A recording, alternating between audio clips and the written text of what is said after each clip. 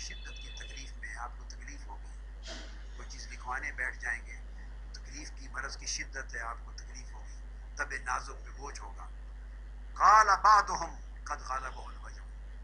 اب وہ بات جو سیدنا فاروق اعظم کی طرف اتنی بات جس میں زیان کا تو ذکر ہی نہیں، جو منسوب تھی حدیث کی اس روایت نے کہہ دیا کہ وہ سیدنا فاروق اعظم، ان کا ذکر نہیں ہے اس روایت میں. جو باقی موجود تھے ان میں سے بعضوں نے کہا کہ تکلیف کی شدت ہے، آقا علیہ السلام کو تکلیف نہ دی جائے. وَعِندَكُمُ الْقُرْآنُ حَسْبُنَا، اور تمہارے پاس قرآن موجود ہے، اس سے فیصلے کر لینا.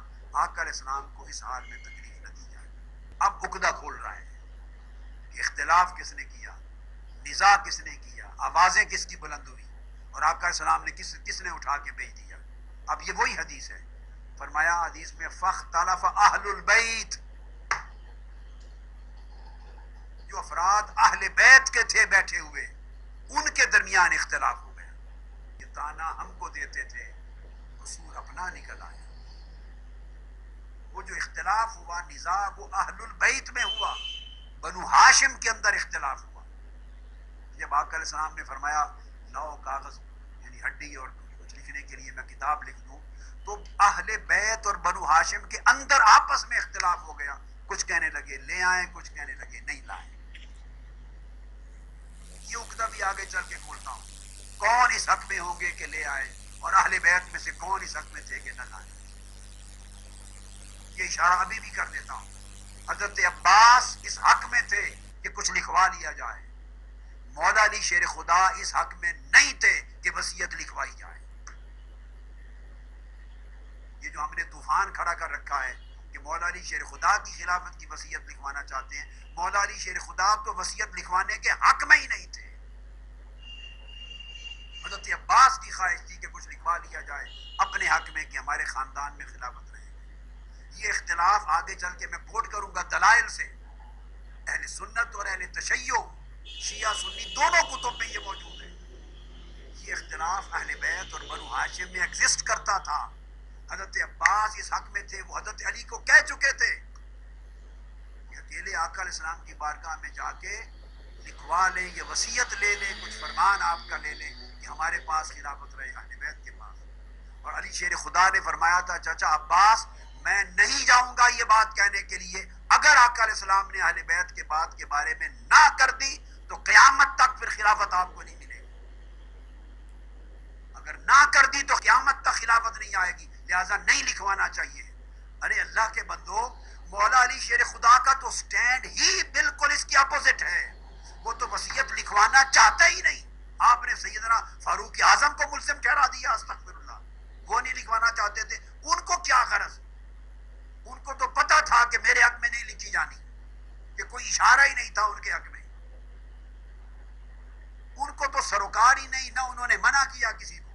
ایک جملہ ضرور بولا کہ تکلیف کی شدت ہے، یہ وہ جملہ جو ساری اہل بیت بھی بول رہی ہے، غلبہ الوجع. اب اہل بیت بھی کہہ رہے ہیں، اہل بیت بھی وہی جملہ بول رہے ہیں، عبداللہ ابن عباس بھی وہی بول رہے ہیں، وہ جملہ سیدنا فاروق اعظم نے بھی بول دی ہے، سب نے بولا ہے. وقال بعضهم، کئیوں نے کہا. اور رہ گیا اختلاف. اختلاف میں سیدنا فاروق اعظم تو شریک ہی نہیں ہے. فاختلف اہل البیت واختصموا، یہ لفظ حدیث ہے. اہل بیت نے اختلاف کیا، واختصموا، اور آپس میں جھگڑ پڑے. کیا شور مچا رکھا ہے آپ نے نوجوان نسل کو گمراہ کرنے کے لیے.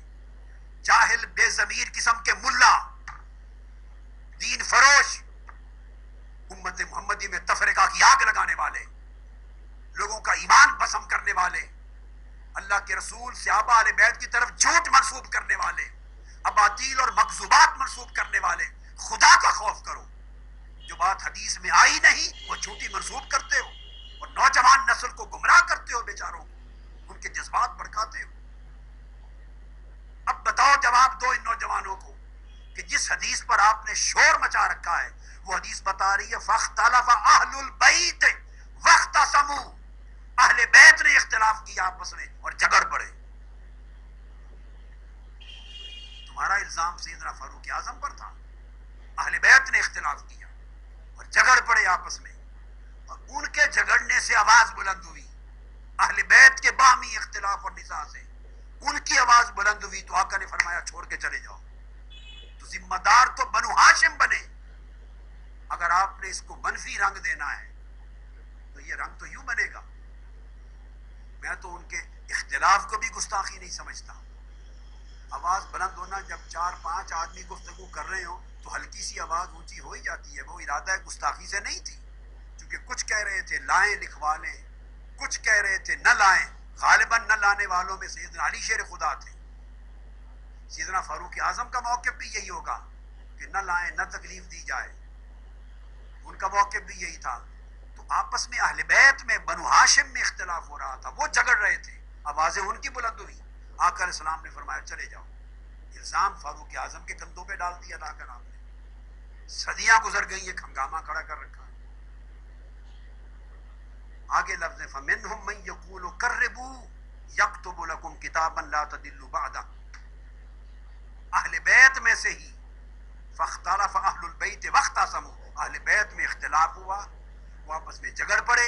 فَمِنْهُمْ، اور اہل بیت میں سے کچھ لوگ کہنے لگے لے آؤ کتاب کو، کاغذ کو، ہڈی کو قریب رکھ دو آقا علیہ السلام کے، یکتب لکم، حضور لکھوا دیں گے. وَمِنْهُمْ، اور اہل بیت میں سے ہی کچھ کہنے لگے من یقول غیر ذالک، کچھ دوسری بات کہنے لگے کہ نہ لاؤ، آقا علیہ السلام کو تکلیف کی شدت ہے، آپ کو تکلیف ہوگی. یہ اہل بیت میں اختلاف ہو گیا.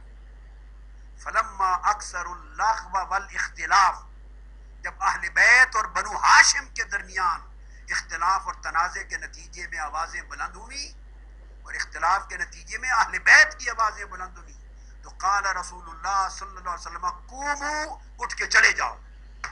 یہ سارا قصہ پلٹ کے جن کی خاطر شور مچا رکھا تھا ان کے گلے میں پڑ گئے. نہ وہ بے ادب تھے، نہ یہ بے ادب تھے، نہ انہوں نے گستاخی کی، نہ انہوں نے گستاخی کی. اس کے اوپر میں ذرا آگے چل کے کروں، ابھی تو میں صرف حدیث کا متن سنا رہا ہوں آپ کو. میں ایک ایک نقطے کو لو کر پھر احادیث اور مبارکہ اور آثار کے ساتھ ایک ایک شے کی وضاحت کروں گا، آیات قرآنی اور کے ساتھ، کہ کوئی عمل گستاخی کا نہیں تھا، یہ فطری عمل ہے. آپ بادشاہ لوگ ہیں ایسے اچھال کے پتہ نہیں کیا کا کیا سما ایک داستان بنا دیتے ہیں، ہر واقعے کو کربلا بنا دیتے ہیں اٹھا کر. آپ شور شرابہ کھڑے کرنے کی ایسی عادت بن گئی. نیچرل طریقے سے چیزوں کو لیتے ہیں، انالیسس کرتے ہیں، ایک دانش مند عقل مند آدمی کی طرح حالات کو دیکھتے ہیں.